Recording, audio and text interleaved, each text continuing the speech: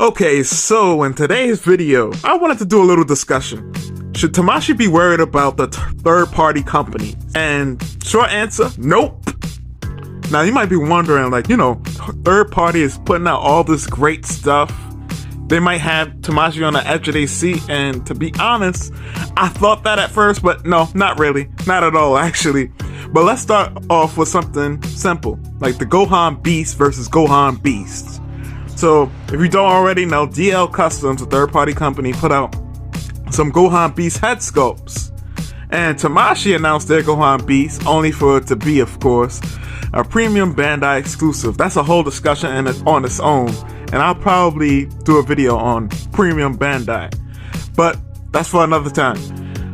The thing is, when you look at DL Customs and why Tamashii shouldn't even be worried about it, first of all, let's look at the release dates. Completely way off. Second of all, consider that all the people that didn't get the DL Customs head sculpts, and now they're either almost impossible to find, or they're gonna go for such a high price that you might as well get the Tamashii Nations version. And it just is what it is. So just on that point, it's just that the third party is most of these third party, all the third parties combined, are pretty much too small to even really be that big of a threat. But let's go on to the next thing. I've heard people say things like, and I used to agree with this. I've heard people say things like, well, the third party gives the people what they actually want. For example, Future Gohan. People been wanting a Future Gohan, or what's another variation of Gohan people want? A Super Saiyan 2 Gohan from the Cell Saga. Both of these Gohans are things that people want. That's another character people want. Kid Buu. The thing is, it's not that Tamashii Nations is not giving you what you want. It's just that they're doing things in an orderly manner. So what do I mean by that? Remember, pay attention to how they're releasing figures. They're releasing it by saga now. We're done with the Frieza arc for the most part. There probably might be some remnants of it, but really we into the Android saga now. So for something like Future Gohan and Super Saiyan 2 Gohan, you can almost guarantee those are coming soon, within the next year and a half. You can guarantee that they're coming from Tamashii, because it's all Android saga stuff. As for Kid Buu, that's in the Buu saga, so you gotta wait till we get to the Buu saga. I think some of that is just a level of impatience from us, and it's understandable, because we want good versions of these figures, because as long as Dragon Ball has been around, there isn't a lot of different good options for like Kid Buu or Future Gohan, which is why it's nice to have the third party to give us the stuff, ahead of schedule. But I would say another point. I didn't write this point down, but another thing is a third party, I noticed, is it's like it's dependent upon Tamashii. So what do I mean by that? For example, Tonsenarttoys, and this is going to lead into another point.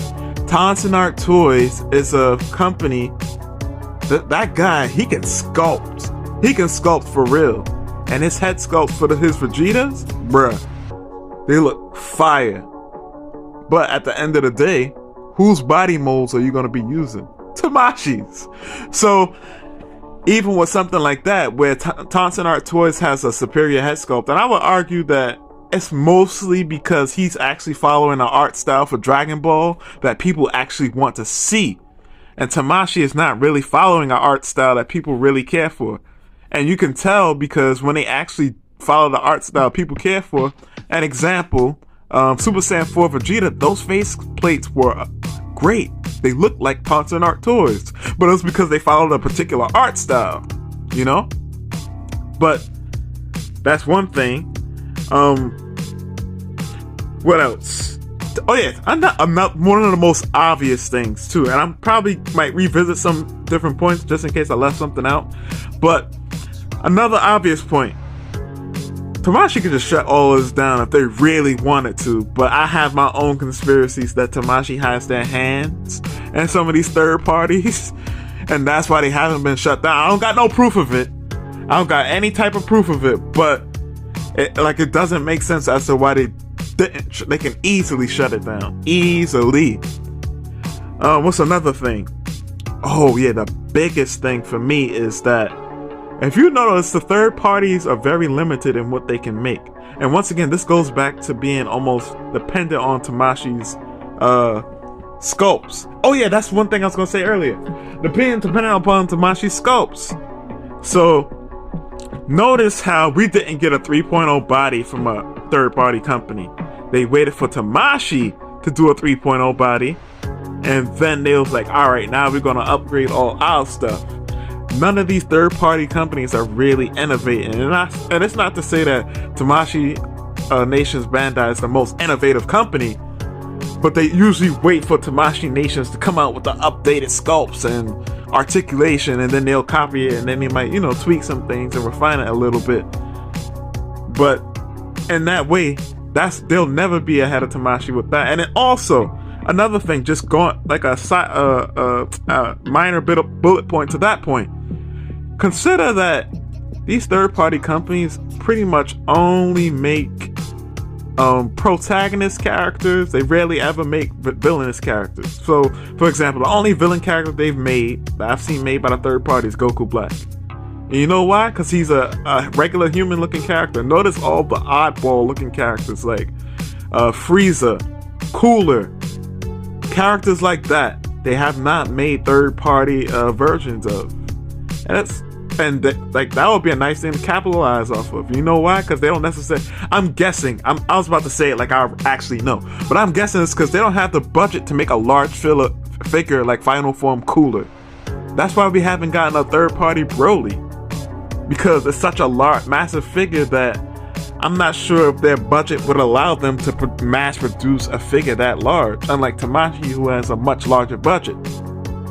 So that's another reason why, like, they can never really beat Tamashii. Like, if these third-party companies were smart, they would release a Janemba, but it's not because they don't think that Janemba isn't a popular character, but they can't. I don't know how confident they are in releasing a brand new Janemba with all new sculpts and potentially a bit more unique articulation work for the character. Now Tamashii will always have that advantage of, alright, we can release the villain character, all these cool looking villains, because they're going to require brand new unique sculpt work, completely brand new, sometimes a little bit different articulation, not completely different but slightly different. So this is all off the top of the dome, by the way, so if you hear me stop and stutter, that's why. I was trying to get through the bullet points. But, yeah, the gist of it is that we gotta remember, like, these third-party companies, even if they are successful with their sales, one thing is sometimes they'll have a second run of pre-orders if it's enough people complaining that they didn't get a chance to get it. But from what I can understand, these things are like made to order, so however many orders they get, that's how many they're gonna make. So if that's the case, then what are you gonna do? Because the secondary market is gonna beat you down. And one could say that same principle applies to Tamashii Nations, where the secondary market will beat you down if you didn't get it the first time around. But at the very least, you could get your hands on it. Maybe you could find one for a cheaper price. With these third-party things, like for example, like a lot of people are asking about the Gohan Beast head sculpts, or for example, more recently there was a gentleman, or I don't know, whoever the person is, maybe not be a gentleman.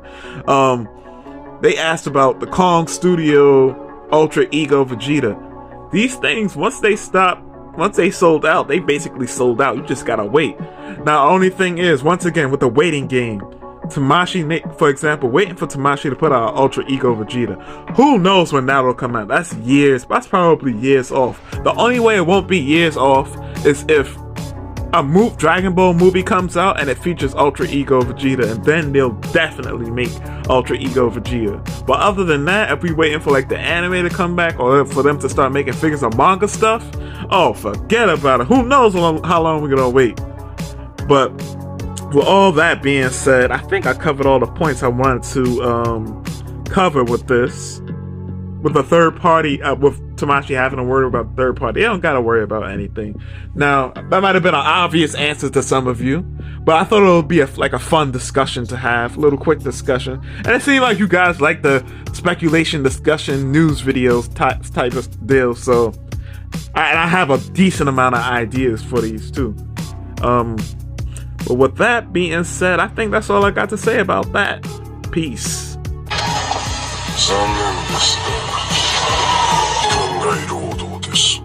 Okay, real quick, one advantage that I do think that the third party will forever have over Tamashii is the ability to be able to produce, I was gonna say stuff from heroes, but that's still official content, so that technically means at some point in the future Tamashii could cover that, but no, that's not the advantage that they have. The advantage that they have is that they can cover completely fan-made stuff. Like a Super Saiyan 5 Goku is nothing we would ever see from Tamashii. It's a fan-made form. Or at least if there ever is an official fan-made Super Saiyan 5, it probably won't look how we always known it to look. It'll probably look completely different. But yeah, that's one big advantage that they have. They can always make completely fan-made stuff, you know? But with that being said, that's all.